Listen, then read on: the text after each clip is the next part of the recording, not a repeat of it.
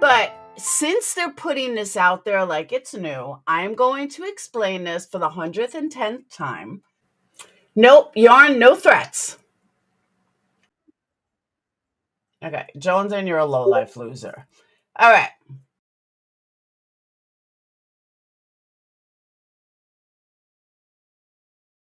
Laura is reading comments from Jones and chat about herself.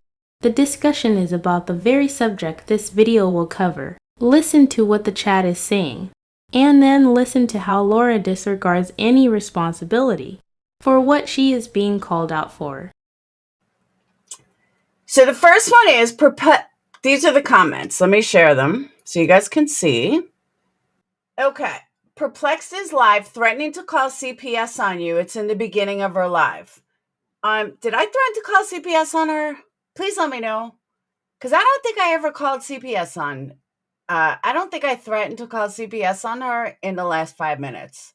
From the same stream, just a few moments before, the next statement Laura makes is clearly a threat to Jones and, "That is my opinion.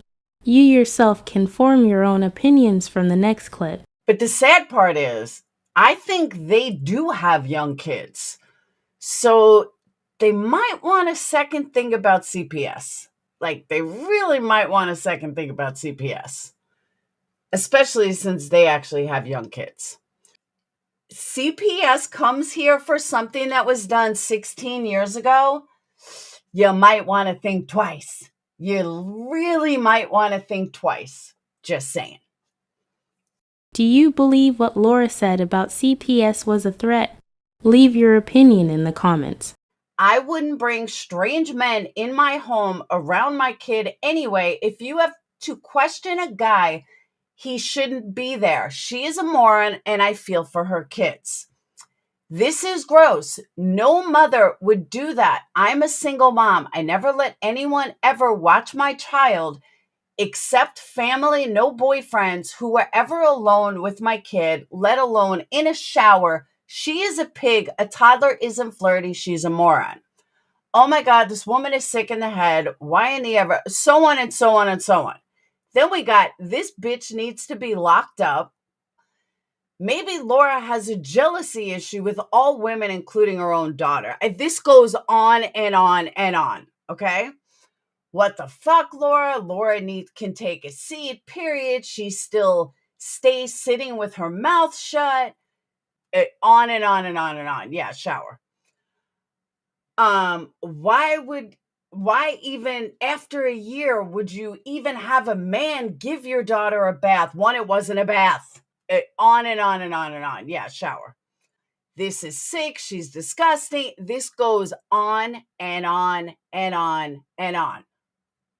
This particular chat is discussing a story about Laura.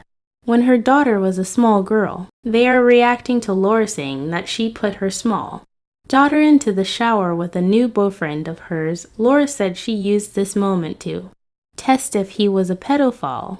Okay, Captain Napton, let's read hers. She didn't set it up and use her daughter as bait. If you listen to it again, it was an afterthought.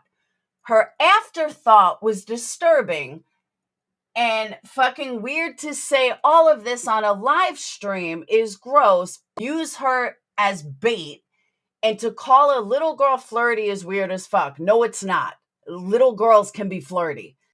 Please, can someone tell me how the fuck a little girl is flirty? How in any way on this ever-loving fucking earth is a little girl flirty?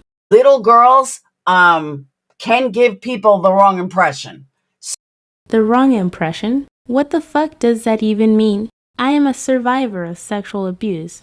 Are you saying it's my fault? Tell me how I impressed my abuser to touch me sexually. What could I have possibly done as a small child to cause myself to get abused? Do you even fucking listen to the shit you spew? Victim blaming, especially a child, is disgusting. So no, it's not out of the norm to say a little girl is flirty. Because a child can't tempt a normal person into being a predator. Is it the cute little dress? Or the cute little shoes? How about the curly little pigtails I used to have? Was me sitting on my father's lap flirty? Tell me, Laura, what the fuck could I have done?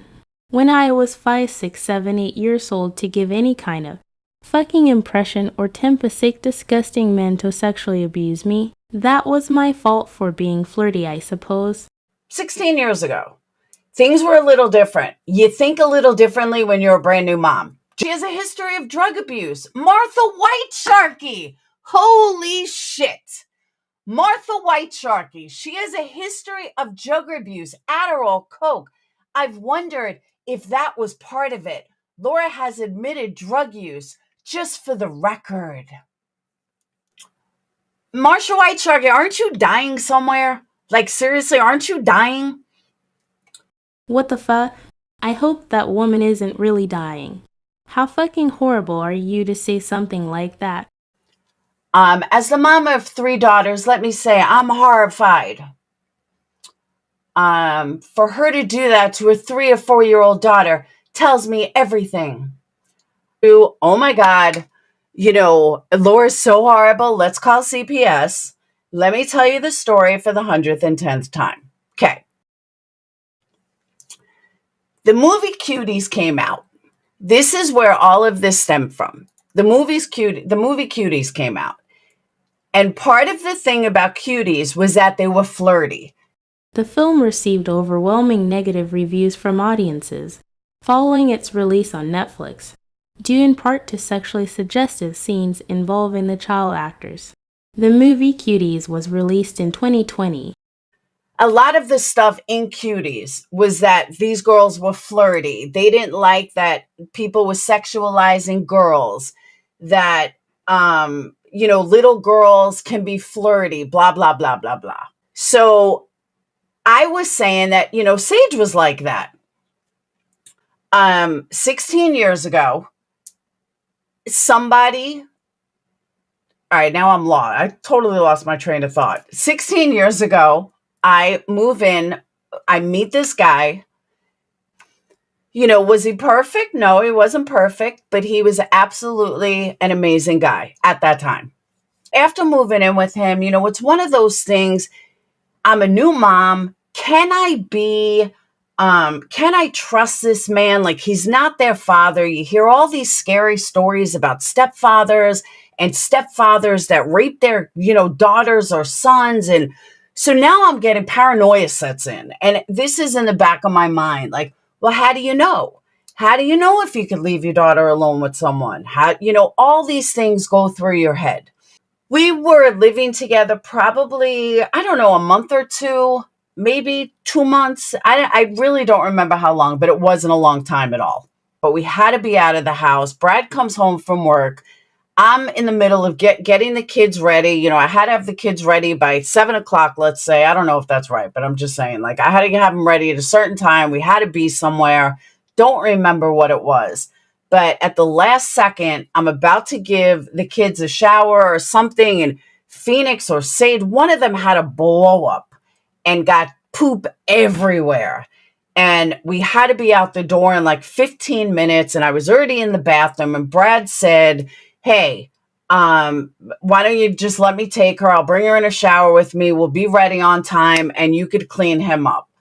Little girls can be flirty. Little girls, can give people the wrong impression. So I said, well, I guess I can see if he's going to get turned on by my daughter. I'm in the bathroom. Yes, Laura, because most sexual predators perform their crimes in front of their victim's parent. What an ignorant and completely uneducated thing to say. Are you fucking serious? And thankfully, nothing. You really can't be serious to think that. That would be any kind of sexual predator elimination test. And we were on time. I cleaned him up, watched, them in a shower, cleaned him up, done. And I was very relieved. I was relieved that, thank you. I made a right choice, and he's not going to do anything to my daughter, and he doesn't get turned on by little girls. And this is a good thing. I did a good thing. You are so fucking ignorant. This is a complete insult to sexual assault victims. That's what that was. There was nothing shady about it. There's nothing cynical about it. There was no setup. There was nothing. But these people only take a small little clip and they don't see the entire thing. They don't see the entire picture. They only got that small little clip that makes it sound like, oh my God, it's the worst thing in the world, which it totally was not. Now, if you take this one step further, I 100% stand by what I did. I do not believe that someone can come on and be your stepdad and you never could leave them alone. I was abused by an adopted father. He was not my own father, a stepfather of sorts. Also, did you know that children who live with one parent, who has a live-in partner, are at the highest risk? They are 20 times more likely to be sexually abused than children living with both bio parents. Not. Little girls can be flirty. Little girls can give people the wrong impression. So no, it's not out of the norm to say a little girl is flirty. Like, seriously, come on now. I'm sorry, I don't think like that. This is a stepdad. This is a stepdad.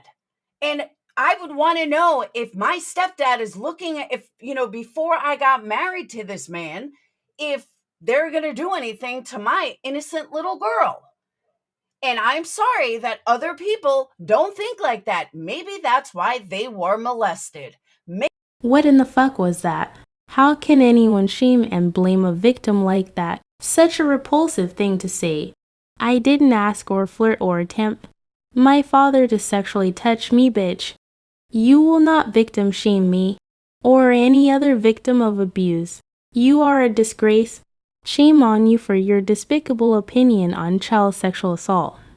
We as victims don't need someone like you, with your atrocious views speaking for us. Sit the fuck down and shut the fuck up. You have not one clue what you're talking about. Maybe that's why their stepdad could never be alone with them. You're a bully. You were probably molested as a child. I have no shame in what I did at all whatsoever. Because when you put the whole story together, it makes sense. Little girls can be flirty. Little girls can give people the wrong impression.